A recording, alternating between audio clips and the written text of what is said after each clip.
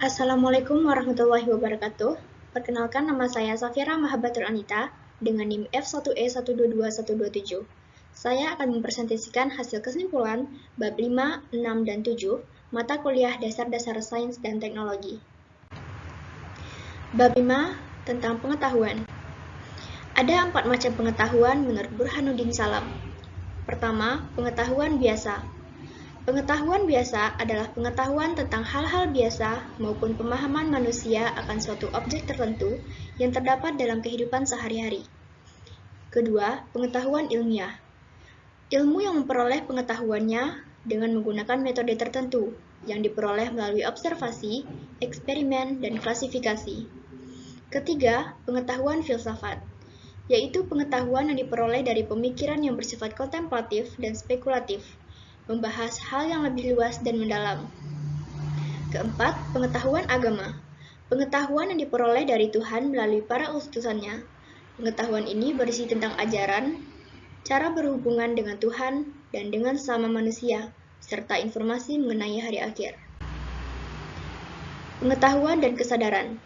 Pengetahuan adalah informasi yang didapat untuk memperoleh pemahaman, pembelajaran, dan pengalaman. Sementara kesadaran adalah suatu tingkat kesiagaan individu pada saat ini terhadap stimulus internal dan eksternal, atau peristiwa-peristiwa lingkungan dan sensasi tubuh, memori, dan pikiran. Skeptis, subjektif, relatif. Skeptis merupakan sikap meragukan kebenaran atau menangguhkan persetujuan atau penolakan. Subjektif adalah sebuah pemikiran atau pernyataan yang berlandaskan pendapat atau perasaan orang yang mengungkapkannya.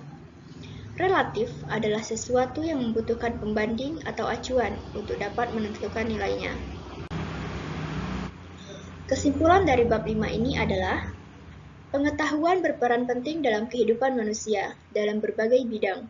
Pengetahuan itu selalu menuntut adanya subjek yang mempunyai kesadaran untuk mengetahui tentang sesuatu dan objek sebagai hal yang ingin diketahuinya. Pengetahuan sendiri terbagi menjadi 4 macam, yaitu pengetahuan biasa, pengetahuan ilmiah, pengetahuan filsafat, dan pengetahuan agama. Dalam mencari pengetahuan atau meneliti sesuatu, ada beberapa sifat pemikiran yang diperlukan, yaitu skeptif, subjektif, dan relatif. Yang kedua, bab 6. Sifat kebenaran ilmiah dan presisi. Kebenaran ilmiah. Menurut KBBI, arti kata kebenaran adalah keadaan atau hal dan sebagainya yang cocok dengan keadaan yang sesungguhnya. Sedangkan arti kata ilmiah adalah bersifat ilmu, dan arti lainnya dari ilmiah adalah secara ilmu pengetahuan. Dapat disimpulkan bahwa kebenaran ilmiah itu dapat diaktualisasikan atau dimanifestasikan dalam pengetahuan ilmiah. Pengetahuan ilmiah bertitik tolak dari kekaguman terhadap pengalaman biasa atau harian. Kekaguman terhadap pengalaman menimbulkan berbagai ketidakpuasan dan bahkan keraguan terhadap kebenaran harian tersebut. Ketidakpuasan dan keraguan tersebut akan melahirkan keingintahuan yang mendalam yang diwujudkan dalam berbagai pertanyaan. Pertanyaan-pertanyaan tersebut selanjutnya diikuti dengan dilakukannya sejumlah penyelidikan. Serangkaian proses ilmiah tersebut melahirkan kebenaran ilmiah yang dinyatakan dalam pengetahuan atau sains. Syarat yang harus dipenuhi agar kebenaran ilmiah dapat menjadi sebuah ilmu, yaitu objektif, metodologis, universal, dan sistematis serta intersubjektif. Hal-hal yang harus diperhatikan dalam kebenaran ilmiah. 1. Kebenaran ilmiah sebagai kebijaksanaan. Artinya, kebenaran ilmiah haruslah bermanfaat, memajukan, dan memiliki nilai positif yang menjadi prioritas utama. Kedua, kebenaran ilmiah sebagai tanggung jawab moral. Artinya, kebenaran ilmiah harus bisa membantu peradaban di dalam berbagai bidang kehidupan manusia. Kebenaran adalah lawan dari kekeliruan yang merupakan objek pengetahuan tidak sesuai.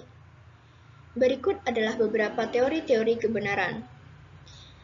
Pertama, ada teori koherensi atau konsistensi, teori korespondensi, teori pragmatis, teori performatif, teori konsensus, teori kebenaran sintaksis, teori kebenaran semantis, teori kebenaran non-deskripsi, teori kebenaran logik dan agama sebagai teori kebenaran.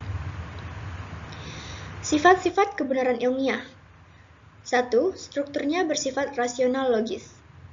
2. Bersifat empiris. 3. Bersifat pragmatis. Presisi. Menurut KBBI, arti kata presisi yaitu ketepatan, ketelitian yang mana sifat kebenaran ilmiah ini harus tepat dan juga teliti, dan sebelumnya sudah melakukan pencarian, penelitian terkait apa yang dicari. Kesimpulan dari bab 6 ini adalah kebenaran ilmiah adalah suatu kebenaran yang ada di dalam sebuah pengetahuan dan dapat dijadikan ilmu dengan memperhatikan kebijaksanaan serta tanggung jawab moral.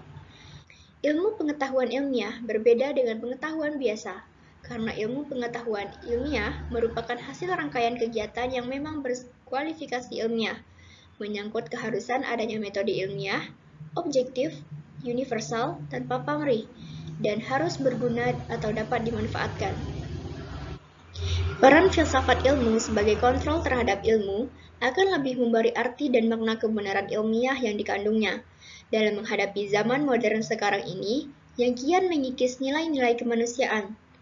Nilai-nilai tersebut harus ditelaah secara filsafati, tidak hanya terbatas yang faktawi dan khusus tetapi juga yang non-faktawi bahkan lebih. Selanjutnya kita masuk ke bab 7.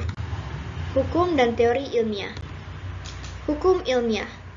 Hukum ilmiah adalah perkembangan lebih lanjut dari hipotesis yang mengungkapkan hubungan sebab akibat antara peristiwa yang satu dengan peristiwa lainnya. Kalau dalam bentuk hipotesis masih merupakan sebuah dugaan bahwa ada hubungan sebab akibat antara A dan B, dalam bentuk hukum, hubungan sebab akibat itu terbukti benar. Sebaliknya, jika A dan B masih kadang-kadang saja, berarti hubungan A dan B merupakan hubungan hukum ilmiah. Teori ilmiah merupakan sebuah kumpulan pernyataan yang saling berhubungan dan didukung dengan baik, menjelaskan berbagai pengamatan, dan dapat digunakan untuk membuat prediksi yang dapat diuji. Teori ilmiah menjelaskan suatu kerangka koheren yang sesuai dengan data pengamatan. Ciri-ciri teori ilmiah. 1. Observational nesting. Fertility, track record, inter-theory support, smoothness, internal consistency, compatibility with well-grounded metaphysical beliefs, simplicity. Sifat hukum ilmiah. Bersifat netral, bersifat universal, sifat lebih pasti. Proses terbentuknya hukum ilmiah. Hipotesis merupakan langkah menuju dirumuskannya teori dan hukum. Tahap merumuskan hipotesis juga mengacu pada hukum lain yang sedang berlaku saat itu, karena tidak ada hukum yang lahir secara tiba-tiba tanpa adanya hukum lain yang mendukungnya. Ada juga hukum tersebut dibuat atas dasar pemikiran yang kritis, atau bisa juga dengan sesuatu keadaan yang sekedar tidak sengaja. Teori dan hukum ilmiah. Hukum sains merupakan suatu pernyataan di dalam dunia ilmu. Ilmu yang bermula dari suatu hipotesis dan dibuktikan dengan percobaan-percobaan yang menyangkut teori hipotesis. Teori hukum. Menurut Imre Lakatos, teori adalah hasil pemikiran yang tidak akan musnah dan hilang begitu saja. Pada dasarnya, merupakan keanekaragaman dalam sebuah penelitian. Teori di sini berisi 1. Memahkotai sistem, 2. Terdiri atas hukum-hukum ilmiah, 3. Pernyataan-pernyataan umum yang memuat hubungan antara fakta atau gejala, dan 4. Berfungsi untuk memberi eksplanasi, prediksi, dan pemahaman terhadap berbagai fakta atau gejala. Sekian dari saya, terima kasih.